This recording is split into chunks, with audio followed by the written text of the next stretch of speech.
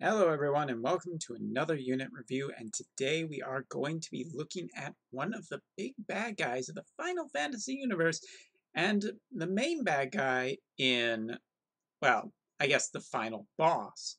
Hey, is that spoilery? I don't even remember if it is really the final boss. I don't remember that fight very well. Point is, today we are looking at Altima, or Ultima, or any version of however you pronounce her name. Point is, this is the unit we're looking at today. So let's talk about this girl, or god, or deity, or whatever you want to say. The point is that this unit, I gotta admit, the sprite totally has me just in love. I love the way her sprite looks. Looks really cool, looks really fierce. And dear god, that limit burst looks so damn cool. Just so damn cool. And to be fair, Ultima is always a spell I've really liked. So this girl's kind of like the goddess of Ultima to me. And yeah, without going into too many spoilers about her, I just really love the design of her. I think that her sprite looks great, and I'm totally happy with it. So let's talk about the unit, shall we? Because that's really what you're here for. So first of all, her Trust Mastery reward. Now, her Trust Mastery reward is a materia that if you equip it, 30% extra magic if you're equipped with a hat, 30% extra magic if you're equipped with robes. Not much to say, great for mages, just fantastic. Also great for Beowulf too. Could be both for, or great for both units, so her TMR is pretty valuable. Her Super TMR is a 98 attack, 167 magic dagger with 75, 150, and 200% modifiers for Ultima labeled abilities. This is kind of cool because it does improve Ultima-related abilities. Now, people were worried that, it would only be good on other units, or I mean on her, and that would be the only thing that made her great. Taking a look at her kit, I am not convinced about that at all. You do not need her Super TMR to make her make her great. It does help, though. So, other than that, stats-wise, kind of a similar thing to what we see in other mages. HP is okay, there's nothing wrong with it. It's not the greatest amount of HP. MP is perfectly fine, able to get up to a pretty damn high amount. Mine's at 862 right now. High magic, 219 with extra 65 points, so that puts her in the same realm as Ellie in terms of stats-wise, and Spirit is pretty good too. Definitely a bit of a marshmallow when it comes to defense, though. She does not have a particularly great defense. Limit Burst-wise, her Limit Burst maxed out at a level 7, takes 32 crystals to be able to use. It is a 1350% AoE one-hit magic attack, ignoring 50% of the enemy's spirit. Also gives her Quadracast for 3 turns. So her Limit Burst is pretty damn powerful, not only in the amount of damage it can do since she has such a high magic stat, but also because, I mean, really, Quadracast for that many turns is just great to unlock. Now, spell-wise, she has a wide list of spells just naturally available to her. Curaga, Full Life, and Dispelga make up her white magic, and to be fair, Dispelga is great to have. Takes responsibility away from your healer, so your healer can just focus on healing. Curaga is just, it's just at healing, not bad. And Full Life can help revive your party if people die. Of course, she has to survive too, but not bad to have. And she has Firaja, Thandaja, and Blizaja, and Ultima. So she has plenty of damage, which is good, because in her kit she has natural dual cast, meaning she can dual cast any piece of magic twice. White, black, or green. Doesn't matter, she can do it. So she can Dispel in Full Life, or Curaga and Dispelga, she has, a little bit of flexibility. Kind of like reminds me of what Transterra had back in the day, but this is just better. Anyway, The other thing you'll note is she has natural dual wield in her kit. I love units that have dual wield in their kit, especially mages. Reminds me of CG Citra, where just frees up an accessory or a materia slot for you to put something else in there, so just great. Now in her kit, she has a lot of MP boosts. She also has 100% earth resistance, which is super nice because it just makes her pretty well immune to earth damage, so sorry Golem, bad news for you. She also has some modifiers in her kit to improve her. She has some spirit boosting as well as an auto-use 10% magic damage reduction always. So that's great. Just means that, you know, magic does a lot less to her. She's super powerful, so makes sense that the enemy would have a difficulty doing damage to her. Physical is different, but anyway. She has a dark magic attack that is one hit for 475%. That's pretty nice. She has a 45 MP, 150 AoE one-hit magic attack that ignores 50% spirit, and also does 200 magic damage per turn for 3 turns. So that's kind of cool. Hit and then extra damage for a couple of for some turns after. Extra HP of 20%, silence, confuse, and virus resistance, which not bad. I mean, that's pretty nice. It would be nice to be immune to paralyze, stone, and sleep too, but I guess we have to have some problems here. She also has auto regen and 5% MP per turn, which is nice, but it's not 10%. She can burn through some MP pretty quickly with Quadracast, so the more the better. So you might want some of Emeralda's TMR, since that TMR will give you 5% extra recovery per turn of MP, and you want to do that because Ultima also is pretty easy to hit the 400% magic cap. Pretty easy. From there, she has basically Tornado, 300% AoE, 12 hit at 12 frames, wind magic attack that debuffs 75% for wind resistance. Okay, I think it's...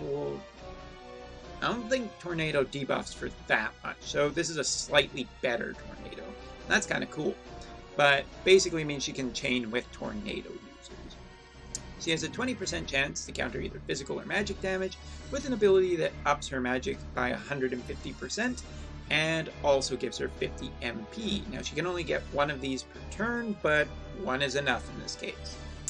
From there, she has a 54 MP, single target, 8 hit at 6 frames magic attack that does a single target debuff for fire, ice, and thunder resistance. So 8 hits at 6 frames should chain in with the CG Reagan family, which is interesting because Beowulf just came out who can do the exact same thing. Beowulf also has some 12 hit frame attacks, so Ultima and Beowulf might be best friends. I don't think it was that way in the game, but still. 50% magic and a 20% chance to dodge magic attacks means that she is just even more annoying. As a matter of fact, this girl's probably going on my arena team for the rest of, I don't know, forever. She is just really cool. Now she has a W ability, which is basically a dual cast for all of her, you know, non-7-star abilities. She also has a W ability for dual casting any of her 7-star abilities. And now we get into her 7-star stuff. So first, available turn 1, cooldown ability that is on a 3-turn cooldown window. First turn will debuff for 80%, then for 3 turns for 70%, then 5 turns for 60%. So it's a longer running debuff that does the degrading thing. The first turn at 80% is very, very strong. It means that the next turn this girl can hit even harder. If you were to build up her magic stacking damage and then use this ability, be very strong. And that's provided, well, I guess there isn't 100% spirit debuff in the game, so 80% is pretty damn good.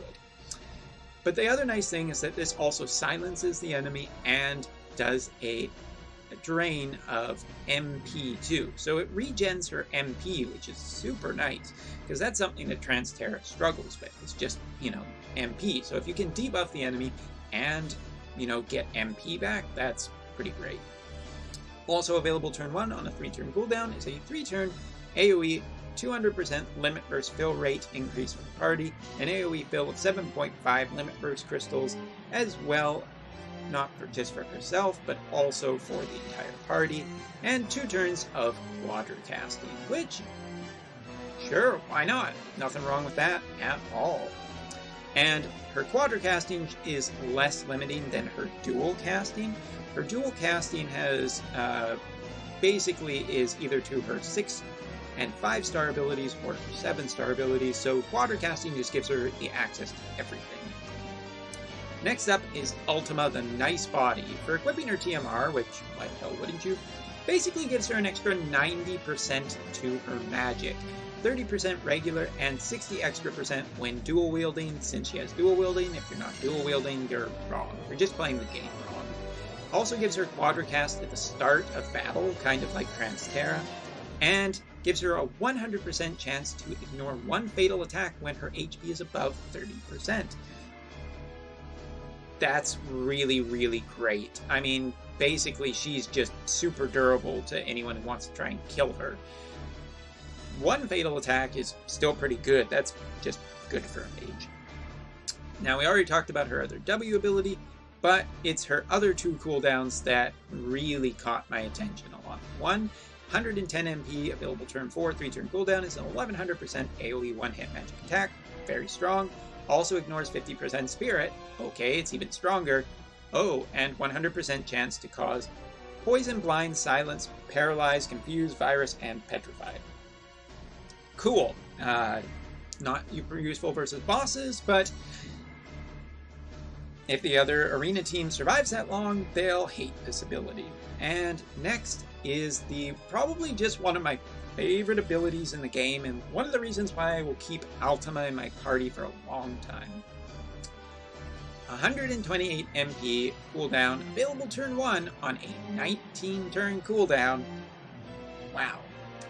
AoE Dispel buffs and AoE Allies Dispel debuffs. So, not only does this remove debuffs from your party, it removes buffs from the enemy. It's basically CG Lid's ability that is on her cooldown, except better, because it supports your party too. This ability is obviously you want to use it at the right time, because you'll be waiting a long time to use it again. But still, love this ability. This ability is incredible, just on such a slow timer though. 50% extra magic, 30% spirit, 20% MP, 20% magic, and 150% modifier for some of her abilities, 75% for others, and an increased chance to counter times 2. Long story short, Altima is very, very strong. And to show you just what I mean, I'm going to find you. You're in my friends list somewhere. There it is. This is an example of how strong you can potentially make her. At 2324 magic, 701 spirit, 834, 6724 for HP, she is very, very powerful. And this is maxed out for this, but nothing else. So her MP could potentially get over 1,000, which is incredible. And her HP possibly easily over 7,000, possibly into the 8,000, which is great for a mage. Defense-wise, 300. Definitely, I would recommend, if you are going to be using this girl a lot, give her some extra defense to just make her more survivable. Now, of course, this is probably a super TMR build, but still very, very, very, very, very strong. Yes, I count at least... I think I count at 1, 2, count at 3, 4, 5, and trial rewards. So there's a fair amount of stuff here. There's definitely a fair amount of stuff on that, but still 2324 is a huge high magic stat. So now we go into the demonstration, and I'm just going to reset the music because I could only find a 15-minute version of this song. Now, in my original review of the banner, I thought you could potentially fix... I want to change one thing real quick. In my original evaluation of this banner, I had a quick question, which was, could you fix the problem that Altima had by simply just giving her wind? Because her chaining ability, oh yes, and I forgot to talk about that, but I'm getting there. I skipped over that ability because I want to talk about it in here, is a 600% AoE 5-hit at 20 frames magic attack. So basically it's the ability that chains with Ellie. Don't know why that was so hard to remember. Now, it's a 600% originally, and it adds 250% with each use, adding up to an 850% attack. So it's very, very, very, very, very powerful, but it has no element to it. And this is the problem with this, is the fact that no element means that it doesn't get elemental chaining, unlike just doing chaining with, you know, like Ellie with Ellie, for example. But since you can't always change with Ellie, you are kind of left in a position where you need to consider what exactly you're going to do. So we'll do this, we'll do this, and the other thing to note about this, when you are chaining Ellie with, sorry, I'm totally blanking, Ellie with Ultima, is the fact that there is some awkwardness to this. For instance, on turn 1, Ultima can do 4, Ellie can only do 3. So it doesn't make the chaining absolutely perfect. And just to demonstrate to you, I brought Bart's, because Bart's can put the wind element on a character. And the lag is probably going to make this a little bit difficult to chain properly, but as you can see, we're not getting any elemental chaining, so it doesn't fix that problem. Still, it'll be a powerful mage. 33 million points of damage on turn 1 is pretty damn good. And the other thing is that now we can simply do this on turn 2, so we can activate some other abilities, particularly the ones that I am going to want to use are our unlocking quadracasting, which is 99 MP, and probably just stacking damage again. So let's hit that. Yep, let's try and fill. Oh wait, it's just our cooldown abilities. Okay, well, let's try the 128 MP. And we will get Ellie to continue stacking her wind damage. We will awaken Ignis here. We will give some MP back to the party. And I don't remember Bart's what the heck, do that. It's not really anything super important, but just want to give him something to do.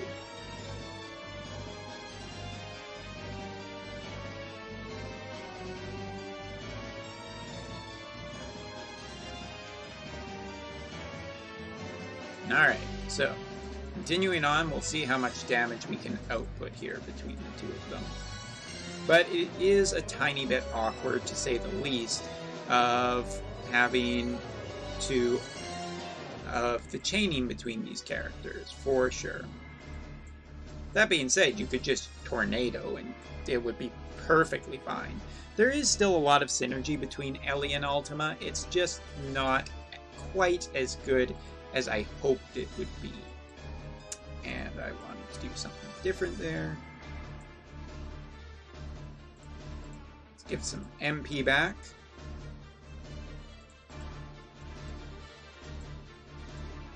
So if you were using this party, I would even suggest possibly bringing Folka to the party, since Folka has, dear Alum, please fix this.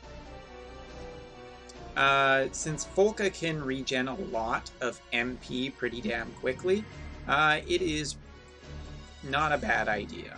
Alright, so what we're going to do is we are going to awaken Ellie, which is that one. We are going to use Ultima's Limit Burst because we want to show it off real quick. And it will give us quadracasting.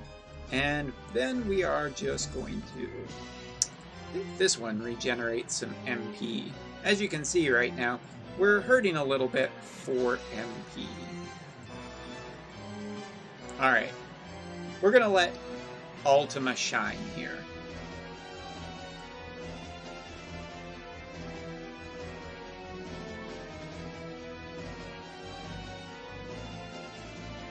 I gotta admit, recently Brave Exvius has stepped up considerably the quality of the animations for Limit Bursts.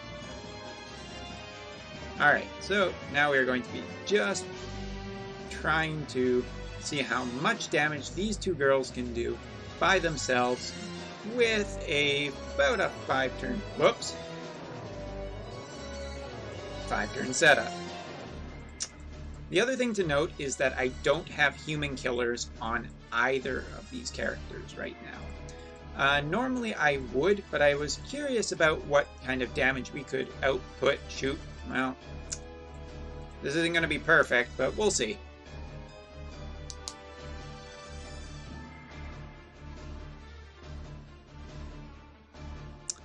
I was curious about what kind of damage we could output without having to do any human killers, and the total is about 137 million points of damage by turn 5. Stacking damage-wise, it's pretty strong. Obviously, something like CG Ignacio with his, who is a chain finisher, is better in some cases, but not necessarily. Still, 137 between two mages is particularly pretty good. So Ultima is definitely, I would consider, by far the strongest character on this banner. She has a lot of good stuff in her kit, besides just magic damage. She can debuff, she can support the party, she can heal, she can output a lot of damage, and she can cause status effects too. So I have to say, I really, really, really, really, really love Ultima's design. I love her kit, and she's probably a unit I'm going to be trying to use a lot. I definitely could build her better. I could just take the stuff from Ellie and put it on her and get a much higher stat, but I don't know. We'll see. For now, even unoptimized, I have to admit she is an incredibly strong unit and one that I'm really happy I got. So that's all for now. I will see you guys in the next video, whatever that is about. Till then, see you later.